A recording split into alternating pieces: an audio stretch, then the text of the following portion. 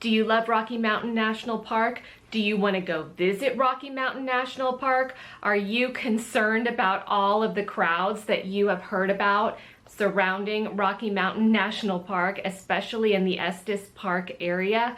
I have some fantastic insider tips and tricks for you to ensure that you still have a great time when you go to this favorite national park.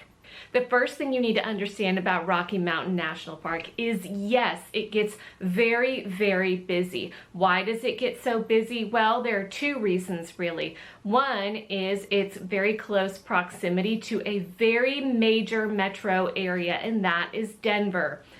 In the Denver area, you have Denver about an hour and a half south of Rocky Mountain National Park. You have Fort Collins about an hour east of Rocky Mountain National Park, and then Boulder is somewhere in between. It's not far at all from the park. All of these have a huge population when combined, and all of these wonderful people that move to Colorado or live in Colorado have a natural appreciation, generally speaking, for the outdoors and recreation.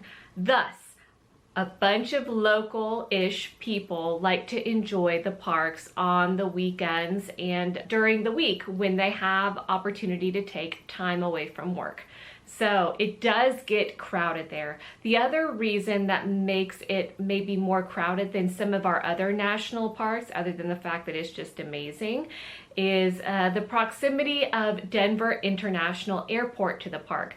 Denver International Airport is about 2 hours southeast of Rocky Mountain National Park. So it is very easy to fly into this airport and be in one of our favorite national parks within a couple of hours of arriving in Colorado.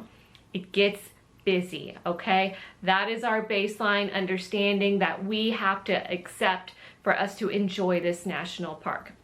However, you can go and you can battle the crowds and you can lament the fact that it is hard to get access to certain parts of the park, or you can take some tips and tricks and tools with you, be prepared, know what to expect, and still have the time of your life in Rocky Mountain National Park. My first tip, this is so important to us. When we arrive in Rocky Mountain National Park in the area, we have just ascended about 6,000 feet in elevation from where we come from. We live in Central Texas. The elevation sort of shifts up and down. We're close to hill country, so we can go up 1,000 or so feet down here. But generally speaking, we're pretty close to sea level. And once you get up towards Estes Park, I think that area is around 7,000 feet. So in order to help our bodies adjust, we usually take sort of a preparation hike on the first day that we're there. Something relatively easy, something accessible, but also something with a great payoff is really helpful. So here is our favorite hike and why you should do it. 1, you should do it to acclimate your body. And 2, you should take this hike because you don't need any reservations to do it. Go to the Lumpy Ridge area of Rocky Mountain National Park. You do not have to go through any entrance stations to get there.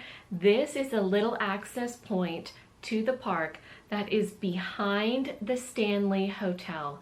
So you drive around behind there. It is very easy, accessible drive. It is short, right off the beaten path, and there is a parking lot there. You park and there is a trailhead with a couple different trail options. We generally take the loop option. It is very, very short.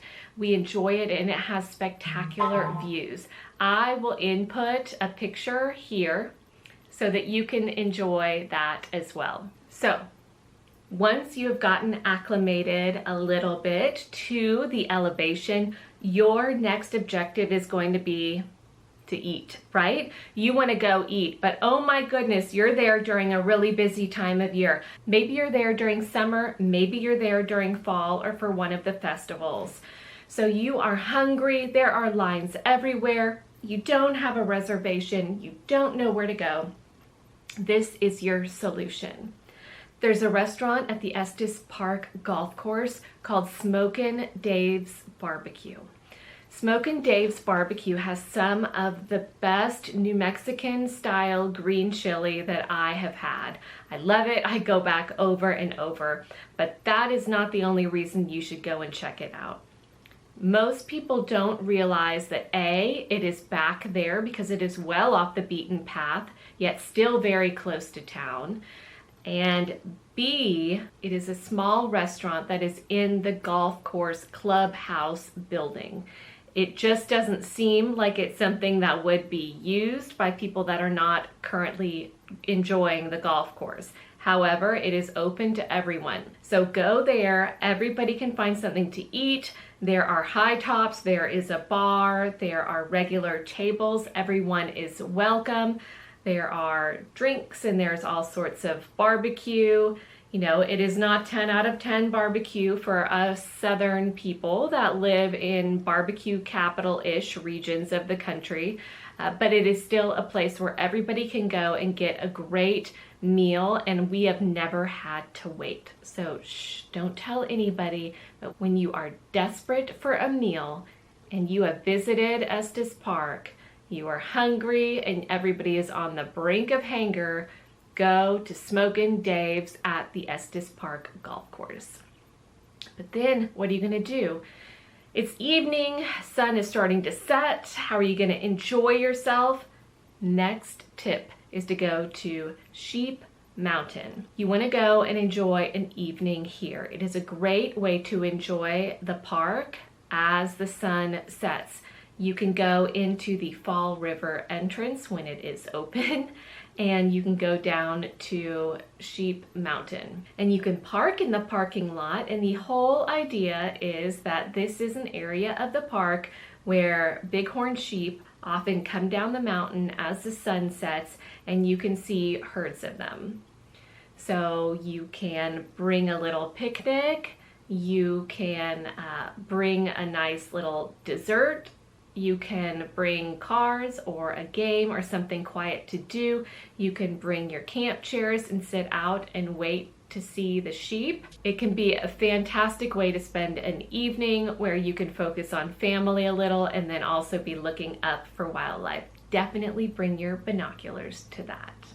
When you are done with all of your evening eating and evening entertainment and the bonding and the peopling, it's time to go to bed, right? Well, where do you stay when the park is very, very busy? What is your best value and an off the beaten path sort of a place where you can stay and really enjoy the experience of staying there?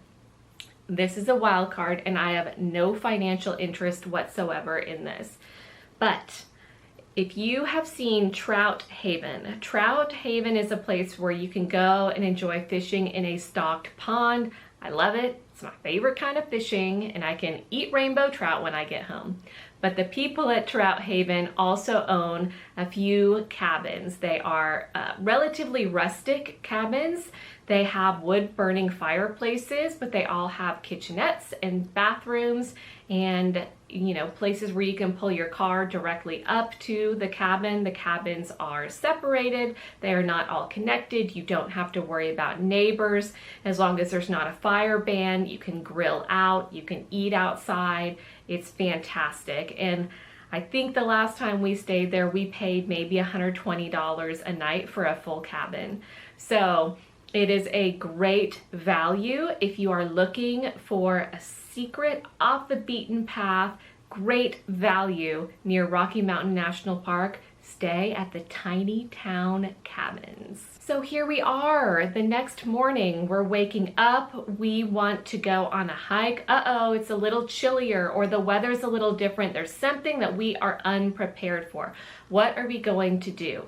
Well, one of our favorite places to go near Rocky Mountain National Park is the Estes Park Mountain Shop.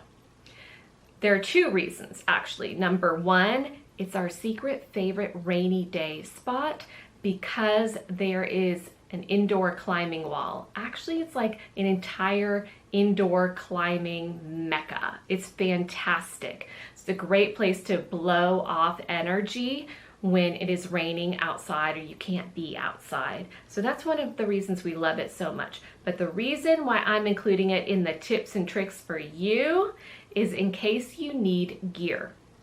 When you walk into Estes Park Mountain Shop, you walk into the first level and you will have all of the indoor climbing stuff to the left, and then to the right you will have all of their new merchandise, including sort of their rental area in case you need to rent any sporting equipment, and you'll see the shoe area.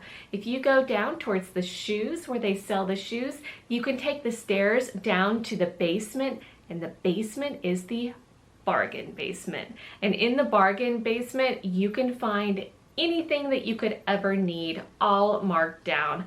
Often it is from the previous season. It is stuff that has sort of not sold yet.